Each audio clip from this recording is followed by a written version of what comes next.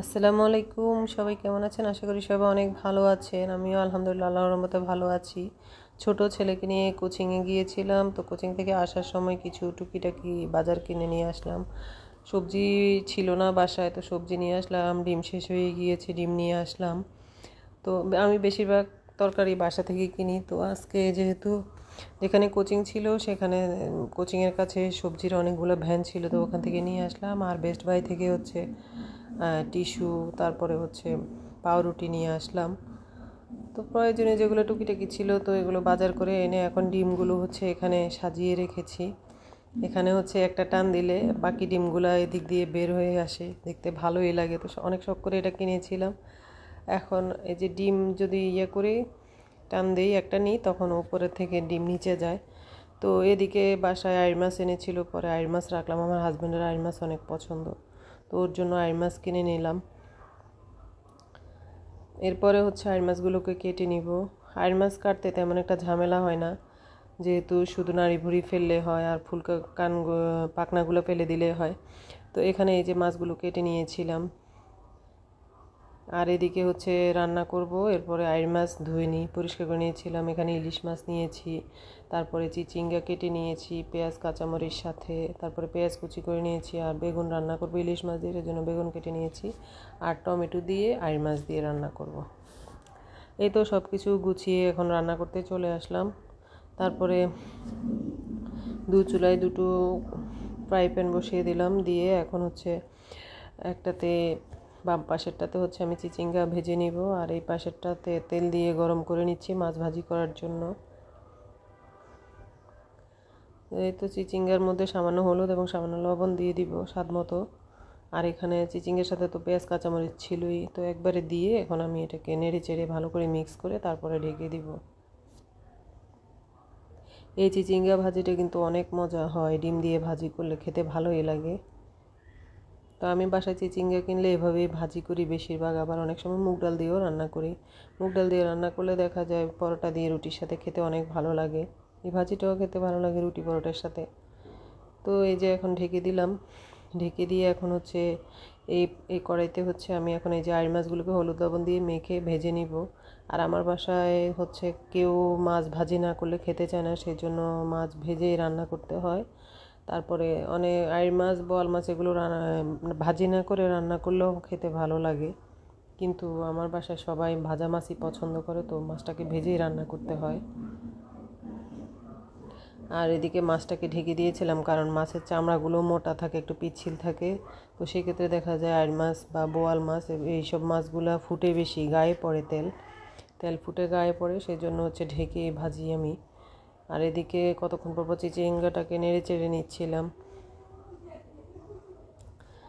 চিচিঙ্গার পানিটা শুকিয়ে গিয়েছে, তো আমি এখন চিচিঙ্গা একটা ডিম দিয়ে দিব। যেহেতু পানিটা শুকিয়ে গিয়েছে, তো ডিমটা দিয়ে আমি নেড়ে চেড়ে তারপর চিচিঙ্গাটাকে একটা বাটিতে বেড়ে নিব। আর ওই পাশে আমি আইড় মাছটাকেও উল্টে দিয়েছিলাম। ওই তো সব কিছু গুছানো থাকলে রান্না করতে ভালোই লাগে, কিন্তু গুছানোটাই অনেক ঝামেলার, ওইটা করতে অনেকটা সময় লাগে। এই যে আমার চিচিঙ্গা ভাজি রেডি, এখন আমি নামিয়ে নিচ্ছি। এটা ভাতের সাথে খেতে কিন্তু খুব ভালো লাগে, অনেক মজা হয়।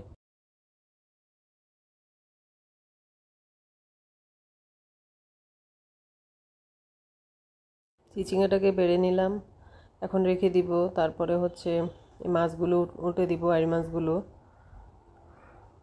যে আইড় মাছগুলো ভাজা হয়ে গিয়েছে এখন তুলে নিচ্ছি। তারপরে আবার ওই যে আইড় মাছের আরও পিস রয়ে গেছে, ওগুলো দিয়ে দিব। এখানে মাছের মাথা আছে, তো এগুলো দিয়ে আমি আবারও ঢেকে দিব। তো পাশে চুলে হচ্ছে কড়াই বসিয়ে এখানে ইলিশ মাছ দিয়ে বেগুনটা রান্না করব, তো সেই জন্য ইলিশ মাছটাকে হালকা করে একটু ভেজে নিব।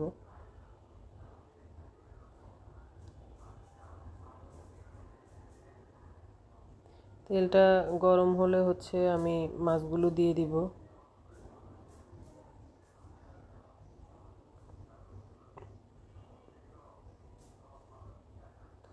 দেখুন মাছগুলো দিয়ে দিচ্ছি, দিয়ে মাছগুলোকে আমি একদম হালকা করে একটু ভেজে নিয়ে তারপরে বেগুনটা রান্না করব।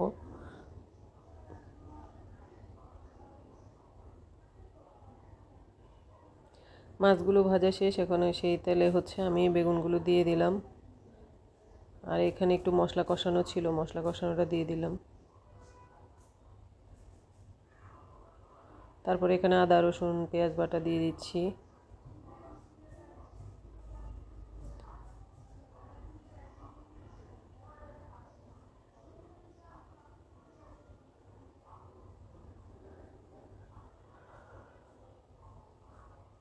আদা রসুন পেঁয়াজ বাটা দিয়ে এগুলোকে একটু নেড়ে চেড়ে এখন আমি হলুদ লবণ মরিচ দিয়ে দিব। আর পাশের চুলায় হচ্ছে আমি যে আইড় মাছটা রান্না করব সেই জন্য এখানে পেঁয়াজ ভাজা হতে দিয়েছি।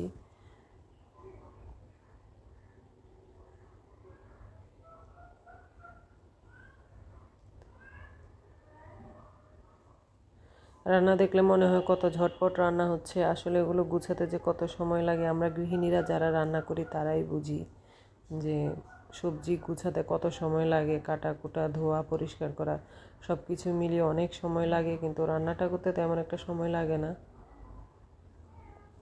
আর এদিকে বেগুনটাকে আমি সব মশলা দিয়ে কতক্ষণ পর কষিয়ে নিচ্ছিলাম, কারণ বেগুনটা যত কষানো হবে ততই বেগুন মজা হয়, আর একটু তেল তেলে হলে তো আরও মজা। আবার বেগুন ইলিশ মাছ তো সবার পছন্দের একটা তরকারি।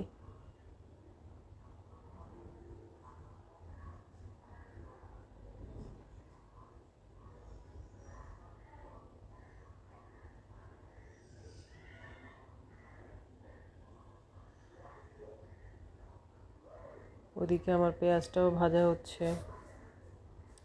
পেঁয়াজ ভাজা হয়ে গেলে এখন ওইখানে আমি আদা রসুন দিয়ে দিলাম, হলুদ লবণ মরিচ দিয়ে তারপরে ওই মশলাটাকেও কষাবো পেঁয়াজের সাথে।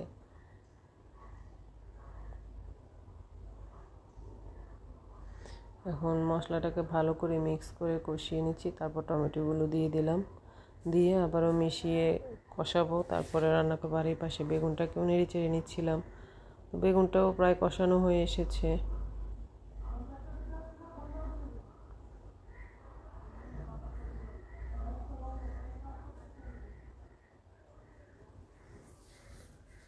যখন ঝোল দিয়ে দিলাম, বেগুন হচ্ছে একটু তেল তেলে মাখা মাখা হলে খেতে ভালো লাগে, তো এখানে আমি ইলিশ মাছগুলো দিয়ে দিলাম, দিয়ে এখন আবারও সব কিছু মিশিয়ে তারপরে ঢেকে দিলাম। আর এদিকে টমেটোটা হচ্ছিল, টমেটোর এখানেও আমি একটু কষিয়ে তারপরে ঝোল দিয়ে দিব।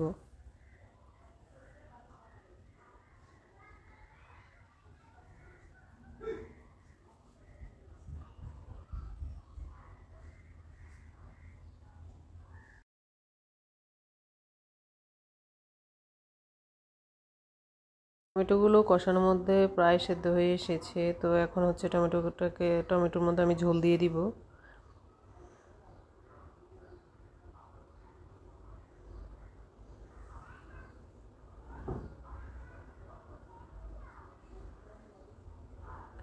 এই যে ঝোল দিয়ে দিলাম, ঝোলটা দিয়ে এখন হচ্ছে আমি মাছগুলো দিয়ে দিব, দিয়ে তারপর হচ্ছে ঢেকে রান্না করব। আমার রান্নাবান্না প্রায় কমপ্লিট হয়ে এসেছে।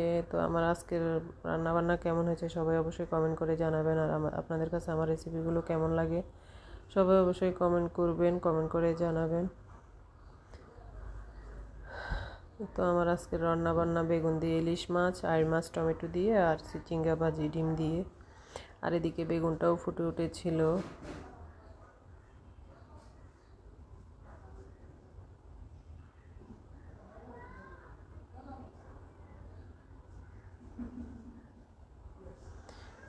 এদিকে আমার আইড় মাছটাও হয়ে আসছে। তো সব কিছু মিলিয়ে রান্নাবান্না প্রায় কমপ্লিট। এখন শুধু ঢাকনা তুলে নেড়ে চেড়ে, শুধু কতক্ষণ পর নেড়ে চেড়ে তারপর ঝোলটা একটু শুকিয়ে আসলে তখন নামিয়ে নিব আর কি। ওইদিকে বেগুনটা হয়ে গেছে, বেগুনটা চুলা থেকে নামিয়ে এখন আইড় মাছটা রান্না করে নিচ্ছি। আইড় মাছের ঝোল দিয়ে দিলাম, আইড় মাছটা একটু ঝোল ঝোল রাখবো। এই যে আমার রান্নাবান্না শেষ। আইড় মাছ, চিচিঙ্গা ভাজি, তারপরে হচ্ছে বেগুন ইলিশ মাছ দিয়ে। তো সবাই আমার ভিডিওগুলো যদি ভালো লাগে শেয়ার করে দেবেন, লাইক কমেন্ট করবেন। আজকের মতো এখানে বিদায় নিচ্ছি। আল্লাহ হাফেজ, সবাই ভালো থাকবেন।